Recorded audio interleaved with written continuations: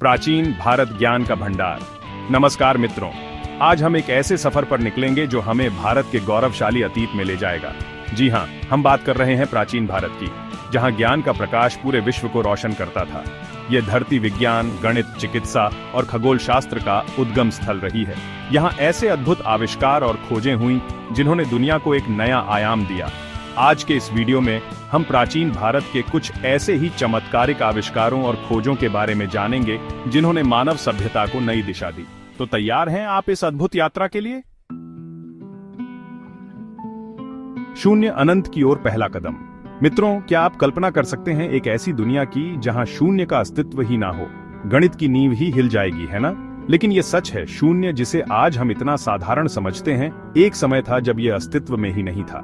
ये प्राचीन भारत की ही देन है कि शून्य का आविष्कार हुआ और गणित को एक नया आयाम मिला।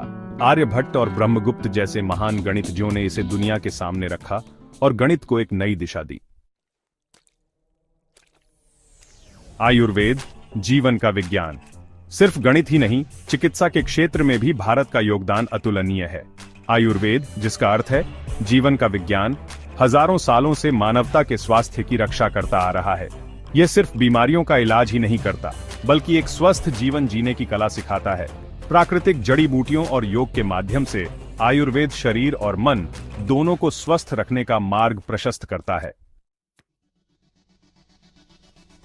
त्रिकोणमिति, आकृतियों का विज्ञान।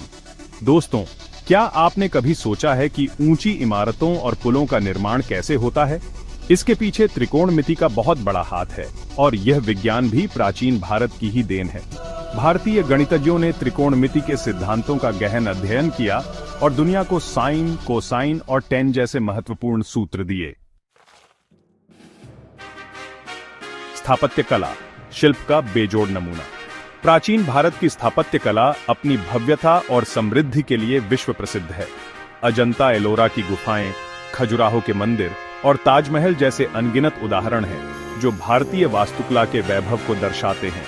इन इमारतों में कला और विज्ञान का अद्भुत संगम देखने को मिलता है, जो हमें हमारे पूर्वजों की निराली प्रतिभा का एहसास दिलाता है। धातु विज्ञान, लोहे से स्टील तक का सफर। क्या आप जानते हैं कि दुनिया का पहला लोहे का स्तंभ कहां बना था? जी हां, यह भारत में ही बना था और यह प्राचीन भारत में धातु विज्ञान के उन्नत ज्ञान का प्रमाण है। भारतीय धातु कर्मियों ने लोहे और स्टील को इतनी कुशलता से इस्तेमाल किया कि उनके द्वारा बनाई गई वस्तुएं आज भी अपनी मजबूती और सुंदरता के लिए प्रसिद्ध हैं।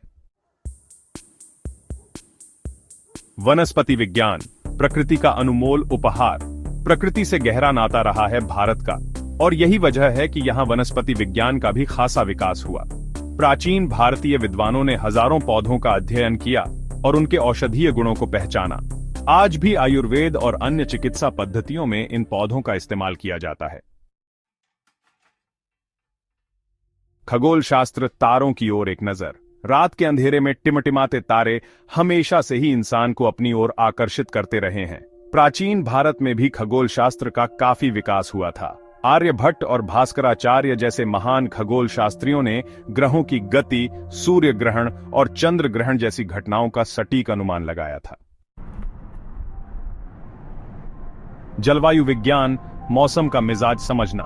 मौसम का हमारे जीवन पर गहरा प्रभाव पड़ता है और प्राचीन भारत के लोग इस बात को अच्छी तरह से समझते थे। उन्होंने मौसम के पैटर्न, वर्षा और जलवायु परिवर्तन का गहन अध्ययन किया। इस ज्ञान का इस्तेमाल वे कृषि और अन्य गतिविधियों को बेहतर तरीके से करने के लिए करते थे। प्राचीन भारत की धरोहर, ज्ञान का अनमोल खजाना। दोस्तों, प्राचीन भारत के ये सभी आविष्कार और खोजें सिर्फ इतिहास के पन्नों में ही दर्ज नहीं हैं, बल्कि आज भी हमारे जीवन को प्रभावित कर रहे हैं। यह हमारे पूर्वजों की बुद्धि और कौशल का प्रमाण है, जिन्होंने दुनिया को ज्ञान का अनमोल खजाना दिया। आगे बढ़ते हुए अतीत से प्रेरणा, भविष्य का निर्माण। आज हमें अपने इस गौरवशाली अतीत से प्रेरणा लेते हुए नए भारत का निर्माण करना है। एक ऐसे भारत का जो फिर से विश्व गुरु बने और मानवता के कल्याण में अपना योगदान दे। यह हम सभी की जिम्मेदारी है कि हम अपने इस अमूल्य विरासत को संजोकर रखें और आने वाली पीढ़ियों तक पहुंचाएं। ज्ञान की अलग जगहें। तो मित्रों, ये थी प्राचीन भारत के कुछ चमत्कारिक आविष्कारों और खोजों की झलक। मुझे उम्मीद है कि आपको यह जानकारी पसंद आई होगी और आप इस विषय में और अधिक जानने के लिए उत्सुक होंगे। याद रखिए, ज्ञान ही शक्ति है और हमें इस शक्ति का इस्तेमाल मानवता के कल्याण के लिए करना चाहिए, क्योंकि जीवन में सबसे बड़ा खजाना ज्ञान है और इसे कभी खोना नहीं चाहिए। नमस्कार।